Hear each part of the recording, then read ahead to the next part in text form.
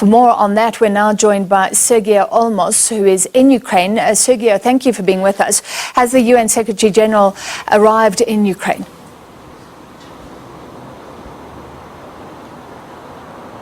That's right. The UN Secretary General has arrived here in the capital, Kyiv. He tweeted earlier that he tweeted, "I have just arrived in Ukraine after visiting Moscow."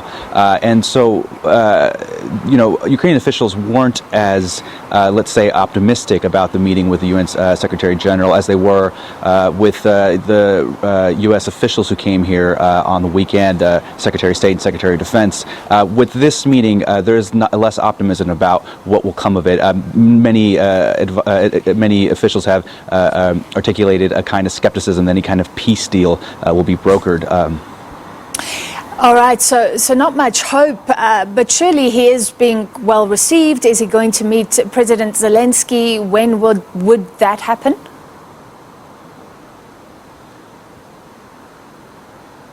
That's right. So we've been hearing air raid sirens all day today, and judging by the last visit with the U.S. high-ranking officials, we heard air raid sirens during their meeting as well. We won't know the exact time for security reasons.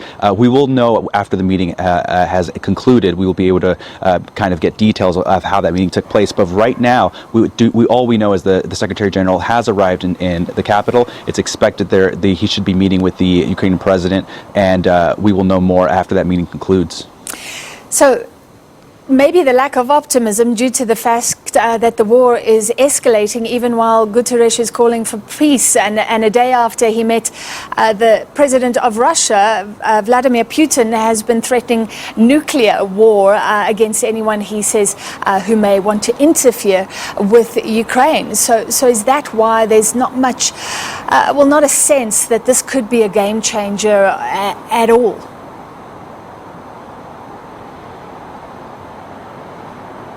That's right. Yeah. I mean, just to put this in perspective, when the UN Secretary General met in Moscow with Vladimir Putin, they discussed, they agreed in principle on a humanitarian corridor in Mariupol, for example, something that Ukrainian officials have been asking for. But let's be clear. Today, the Russian armed forces continued attacking the steel plant where the last Ukrainian defenders are holding out with no less than 1,000 civilians. And so, even as Moscow says they are prepared in principle to open a humanitarian corridor in Mariupol, we see that even today they continue shelling the steel plant. And we should be very clear here. For the past week, we've had attempts at humanitarian corridors in Mariupol, and they've all failed. So this visit today, there's hope that something will come of it, but Ukrainian officials are not very optimistic. All right, well, thank you for touching on that. I wanted to ask you about the humanitarian corridor. What else is going on the ground? We're hearing that even more graves have been discovered, mass graves in Bucha.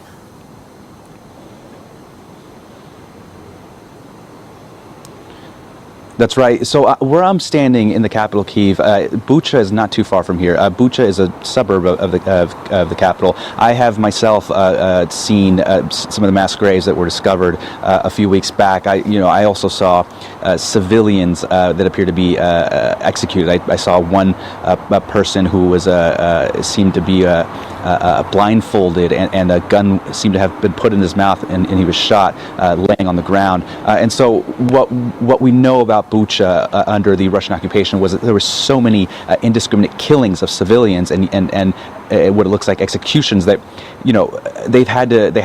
civilians there had to use mass graves in order to bury their dead. I spoke to one man in Bucha who said that his brother went out for a smoke outside of his house, and a Russian sniper just shot him. He says he thinks just for target practice. Sure. All right, thank you very much for the latest. That was Sergio Olmos on the ground in Kiev in Ukraine.